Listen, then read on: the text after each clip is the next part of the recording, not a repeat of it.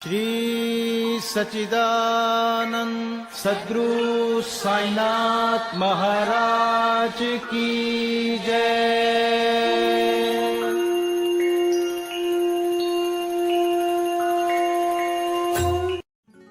साईं अगर तुम्हारा सहारा न होता, सुखी ये घर बार हमारा न होता, डूब जाते हम वक्त के भंवर में, हमारे सर पे जो हाथ साईं तुम्हारा न होता। ओम श्री साईनाथाय नमः। आदरणीय साईं भक्तों, आप सभी को हृदय की गहराइयों से सादर प्रणाम। साईं ज्ञान गंगा के सभी एपिसोड्स को पसंद करने के लिए आपका दिल से आभार। आशा करते हैं कि साईं ज्ञान गंगा का ये नया वीडियो भी आपको अवश्य पसंद आएगा। पसंद आने पर आप वीडियो को लाइक कीजिएगा, ज्यादा से ज्यादा शेयर कीजिएगा, और यदि आप हमसे नए जुड़े हैं और आपने अभी तक हमारे चैनल को सब्सक्राइब नहीं किया है तो प्लीज अभी सब्सक्राइब कीजिएगा। तो आइए शुभारंभ करते हैं साईं ज्ञान गंगा का। श्री साईं समर्थ धन्य है जिनका नाम बड़ा सुंदर है। वे सांसारिक और आध्यात्मिक दोनों ही विषयों में अपने भक्तों को उपदेश देते हैं और भक्तों को अपना जीवन ध्येय प्राप्त करने में सहायता प्रदान कर उन्हें अपनी शक्ति प्रदान करते हैं, सुखी बनाते हैं। वे भेदभाव की भावना को नष्ट कर उन्हें आसानी से प्राप्त न हो पाने वाली वस्तु की भी प्राप्ति बड़ी आसानी से कराते हैं। भक्त लोग साईं के चरणों पर भक्ति पूर्वक नतमस्तक होते हैं और श्री साईं बाबा भी भेदभाव रहित होकर प्रेम पूर्वक भक्तों को हृदय से लगाते हैं। वे भक्तगण में ऐसे सम्मिलित हो जाते हैं जैसे वर्षा ऋतु में जल नदियों से मिलता तथा उन्हें अपनी शक्ति और मान देता है। श्री बीवी देव डहाणु जिला ठाणे में मामलतदार थे। उनकी माता ने लगभग 25 या 30 व्रत लिए थे, जिनके बाद उन्हें उद्यापन करना था। उद्यापन के साथ साथ 100-200 ब्राह्मणों का भोजन भी होने वाला था। श्री देव ने एक डेट निश्चित कर बापू साहेब जोग को एक पत्र शिरडी भेजा। उसमें उन्होंने लिखा कि तुम मेरी ओर से श्री साईं बाबा को उद्यापन और भोजन में सम्मिलित होने का निमंत्रण दे देना और उनसे प्रार्थना करना कि उनकी अनुपस्थिति में उत्सव अधूरा ही रहेगा। मुझे पूर्ण आशा है कि वे अवश्य ही ढाणु पधारकर दास को कृतार्थ करेंगे। बापू साहब जोग ने बाबा को वो पत्र पढ़कर सुनाया। उन्होंने उसे ध्यान पूर्वक सुना और शुद्ध हृदय से प्रेषित निमंत्रण जानकर बाबा कहने लगे, जो मेरा स्मरण करता है उसका मुझे सदैव ही ध्यान रहता है। मुझे यात्रा के लिए कोई भी साधन, गाड़ी, तांगा या विमान की आवश्यकता नहीं है।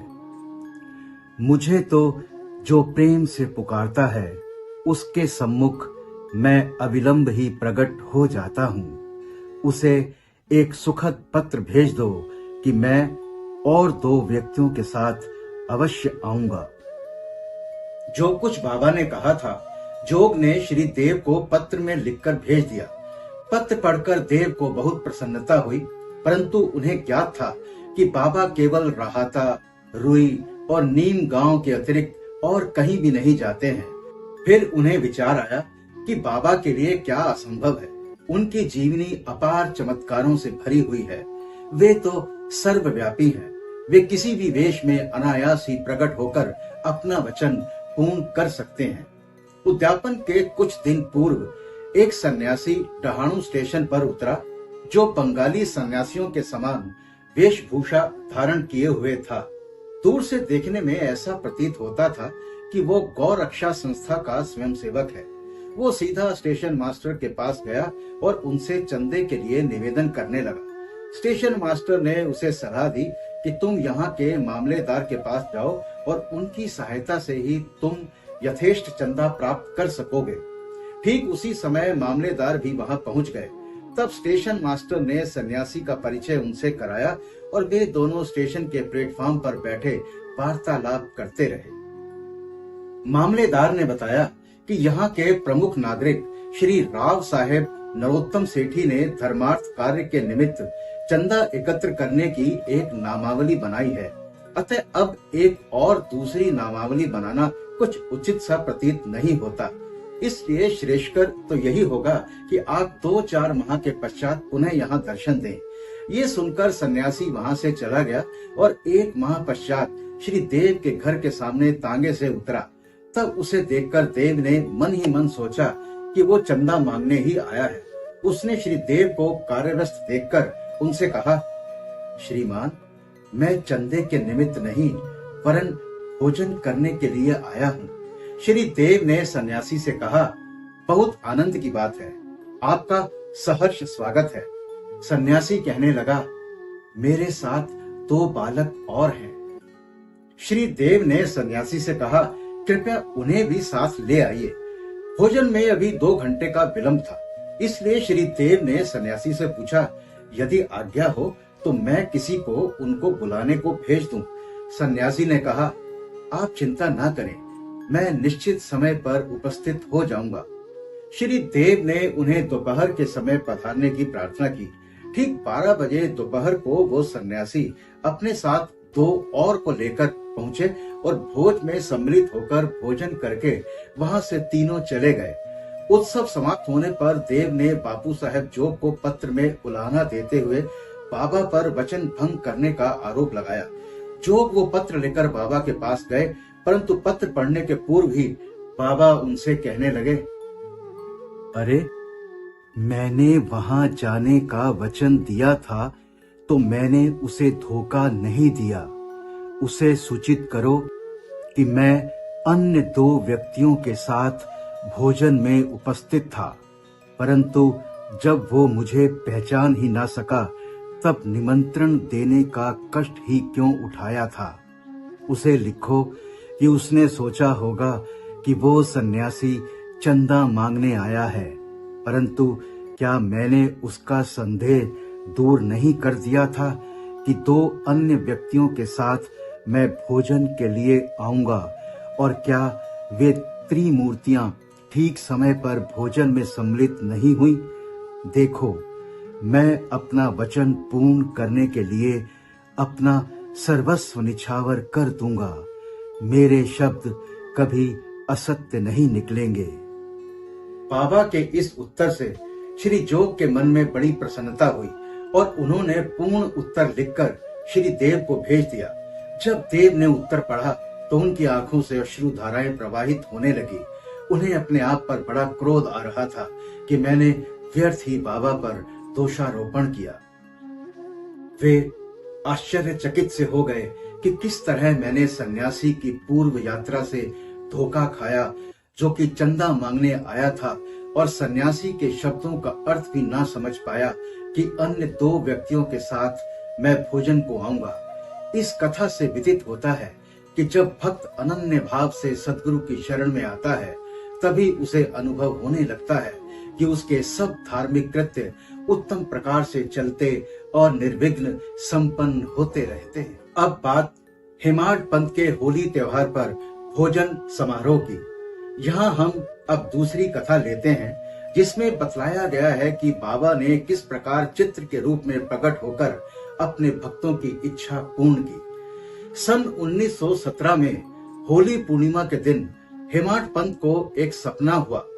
बाबा उन्हें एक सन्यासी के वेश में दिखे और उन्होंने हेमाड पंथ को जगाकर कहा कि मैं आज दोपहर को तुम्हारे यहाँ भोजन करने आऊंगा। जागृत करना भी स्वप्न का एक भाग ही था, परंतु जब उनकी निद्रा सचमुच में भंग हुई तो उन्हें ना तो बाबा और ना कोई अन्य सन्यासी ही दिखाई दिया। वे अपनी स्मृति दौड़ाने लगे और अब उन्हें सन्यासी के प्रत्येक शब्द की याद हो आई। बाबा के शब्दों से अति हर्षित होते हुए वे अपनी पत्नी के समीप गए और कहा कि आज होली का दिन है, एक सन्यासी अतिथि भोजन के लिए हमारे यहाँ पधारेंगे, इसलिए भात थोड़ा अधिक बनाना। उनकी पत्नी ने अतिथि के संबंध में पूछताछ की। प्रत्युत्तर में हेमाड पंथ ने बात गुप्त न रखकर सपने का वृतांत सत्य सत्य बतला दिया। तब वे संदेह पूर्वक पूछने लगी कि क्या ये भी कभी संभव है कि वे शिरडी के उत्तम पकवान त्याग कर इतनी दूर बांद्रा में हमारा रूखा सूखा भोजन करने को पधारेंगे। हेमाड पंथ ने विश्वास दिलाया कि उनके लिए क्या असंभव है। हो सकता है वे स्वयं न आएं और कोई अन्य स्वरूप धारण कर पधारें। इस कारण थोड़ा अधिक भात बनाने में हानि ही क्या है। इसके उपरांत भोजन की तैयारियां प्रारंभ हो गई। 2 पंक्तियां बनाई गईं और बीच में अतिथि के लिए एक स्थान छोड़ दिया गया। घर के सभी कुटुंबी, पुत्र, नाती, लड़कियां, दामाद इत्यादि ने अपना अपना स्थान ग्रहण कर लिया और भोजन परोसना भी प्रारंभ हो गया। वैश्वदेव यानी अग्नि को औपचारिक आहुति देकर श्री कृष्ण को नैवेद्य अर्पण किया गया। फिर सभी लोग जैसे ही भोजन प्रारंभ करने वाले थे कि इतने में सीढ़ी पर किसी के चढ़ने की आहट स्पष्ट आने लगी। हेमाड पंत ने शीघ्र उठकर सांकल खोली और 2 व्यक्तियों अली मोहम्मद और मौलाना इस्मू मुजावर को द्वार पर खड़े हुए पाया। इन लोगों ने जब देखा कि भोजन परोसा जा चुका है और केवल प्रारंभ करना ही शेष है, तो उन्होंने विनीत भाव में कहा कि आपको बड़ी असुविधा हुई, इसके लिए हम क्षमा प्रार्थी हैं। आप अपनी थाली छोड़कर दौड़े आए हैं तथा अन्य लोग भी आपकी प्रतीक्षा में हैं, इसलिए आप अपनी ये संपदा संभालिए। ऐसा कहकर उन्होंने पुराने समाचार पत्रों में लिपटा हुआ एक पैकेट निकालकर उसे खोलकर टेबल पर रख दिया। कागज के आवरण को ज्यों ही हेमाड पंत ने हटाया तो उन्हें बाबा का एक बड़ा सुंदर चित्र देखकर महान आश्चर्य हुआ। बाबा का चित्र देखकर वे द्रवित हो गए। उनके नेत्रों से आंसुओं की धारा प्रवाहित होने लगी और उनके समूचे शरीर में रोमांच हो आया। उनका मस्तक बाबा के श्री चरणों पर झुक गया। वे सोचने लगे कि बाबा ने इस लीला के रूप में मुझे आशीर्वाद दिया है। हेमाड पंत ने उन्हें धन्यवाद देकर नमस्कार किया और भोजन गृह में आकर अतिथि के स्थान पर चित्र को मध्य में रखा तथा विधि पूर्वक नैवेद्य अर्पण किया। सब लोगों ने ठीक समय पर भोजन प्रारंभ कर दिया। चित्र में बाबा का सुंदर मनोहर रूप देखकर प्रत्येक व्यक्ति को प्रसन्नता होने लगी और इस घटना पर आश्चर्य भी हुआ कि वो सब कैसे घटित हुआ। इस प्रकार बाबा ने हेमाड पंत को स्वप्न में दिए गए अपने वचनों को पूर्ण किया। श्री बीवी देव, जो उस समय डहाणू के मामलेदार थे, उनको दीर्घ काल से अन्य धार्मिक ग्रंथों के साथ साथ ज्ञानेश्वरी के पठन की तीव्र इच्छा थी। ज्ञानेश्वरी भगवत गीता पर श्री ज्ञानेश्वर महाराज द्वारा रचित मराठी टीका है। वे भगवत गीता के एक अध्याय का नित्य पाठ करते तथा थोड़े बहुत अन्य ग्रंथों का भी अध्ययन करते थे, परंतु जब भी वे ज्ञानेश्वरी का पाठ प्रारंभ करते तो उनके समक्ष अनेक बाधाएं उपस्थित हो जाती, जिससे वे पाठ करने से सर्वथा वंचित रह जाया करते थे। 3 मास की छुट्टी लेकर वे शिरडी पधारे। श्री देव ने जाकर बाबा के दर्शन किए और 1 रुपया दक्षिणा भेंट की। तब बाबा ने उनसे 20 रुपये दक्षिणा और मांगी, जो उन्होंने सहर्ष दे दी। रात्रि के समय श्री देव ने बालक राम से भेंट की और उनसे पूछा, आपने किस प्रकार बाबा की भक्ति तथा कृपा प्राप्त की है। बालक राम इन सब बातों का उत्तर देने ही वाले थे कि इतने में चंद्रू कोहड़ी ने आकर कहा कि श्री देव को बाबा ने याद किया है। जब देव बाबा के पास पहुंचे तो बाबा ने श्री देव से कहा, देव, तुम वहां किससे और क्या बातचीत कर रहे थे? श्री देव ने उत्तर दिया कि वे बालक राम से उनकी कीर्ति का गुणगान श्रवण कर रहे थे। बाबा उन्हें भीतर ले गए और अपना आसन ग्रहण करने के पश्चात उन पर दोषारोपण करते हुए बाबा कहने लगे, मेरी अनुमति के बिना तुमने मेरी चिंदियों की चोरी की है। तुम्हारे अतिरिक्त यहाँ और कोई नहीं है। तुम ही चोर हो। तुम्हारे बाल तो सफेद हो गए हैं और इतने वृद्ध होकर भी तुम यहाँ चोरी करने को आए हो। दोपहर के पश्चात बाबा ने सबके साथ देव को भी बुलाया और कहने लगे, शायद मेरे शब्दों ने इस वृद्ध को पीड़ा पहुंचाई होगी। इन्होंने चोरी की है और इसे ये स्वीकार नहीं करते हैं। बाबा ने कहा, प्रतिदिन पोथी यानी ज्ञानेश्वरी का पाठ किया करो। जाओ, वाड़े में बैठकर क्रमशः नित्य पाठ करो और जो कुछ भी तुम पढ़ो उसका अर्थ दूसरों को प्रेम और भक्ति पूर्वक समझाओ। मैं तो तुम्हें सुनहरा शेला दुपट्टा भेंट देना चाहता हूँ, फिर तुम दूसरों के समीप चिंदियों की आशा से क्यों जाते हो? क्या तुम्हें ये शोभा देता है? पोथी पढ़ने की आज्ञा प्राप्त करके देव अति प्रसन्न हुए। उन्होंने सोचा कि मुझे इच्छित वस्तु की प्राप्ति हो गई है और अब मैं आनंद पूर्वक पोथी यानी ज्ञानेश्वरी पढ़ सकूंगा। अनुमति देने के पश्चात भी बाबा शांत नहीं बैठे तथा 1 वर्ष के पश्चात ही बाबा ने स्वप्न में देव से पूछा कि क्या तुम्हें पोथी समझ में आई? जब देव ने स्वीकारात्मक उत्तर न दिया तो बाबा बोले, अब तुम कब समझोगे?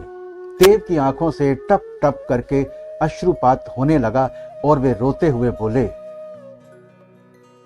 मैं निश्चय पूर्वक कह रहा हूं कि हे भगवान, जब तक आपकी कृपा रूपी मेघ वृष्टि नहीं होती तब तक उसका अर्थ समझना मेरे लिए संभव नहीं है और ये पठन तो भार स्वरूप ही है। तब बाबा बोले, मेरे सामने मुझे पढ़कर सुनाओ, तुम पढ़ने में अधिक शीघ्रता किया करते हो। फिर पूछने पर उन्होंने अध्यात्म विषयक अंश पढ़ने को कहा। देव पोथी लाने गए और जब उन्होंने नेत्र खोले तो उनकी निद्रा भंग हो गई थी। श्री देव जीवन पर्यंत ज्ञानेश्वरी का पाठ नियमित रूप से करते रहे। उनका ज्ञान अगाध और पूर्ण था, जो कि उनके साईं लीला पत्रिका के 19 अक्टूबर 1944 के लेख से स्पष्ट प्रतीत होता है। साई इच्छा जानी सब देव करायो भान, दोष लगा लीला रची स्वप्न आए दियो ज्ञान, स्वप्न आए दियो ज्ञान। साई ओम, साई ओम, साई ओम, साई ओम।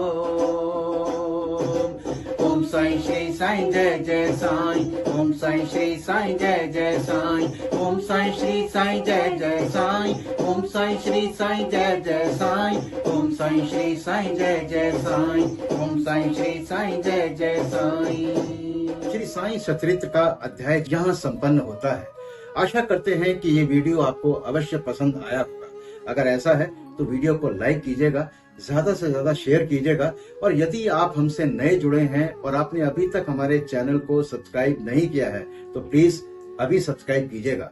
तो मिलते हैं आपसे अगले गुरुवार को श्री साई सचरित्र के अगले अध्याय के साथ साई ज्ञान गंगा के नए एपिसोड में। तब तक मस्त रहिए, स्वस्थ रहिए, साई नाम जपते रहिए। बाबा सबका भला करेंगे। ओम श्री साईनाथाय नमः।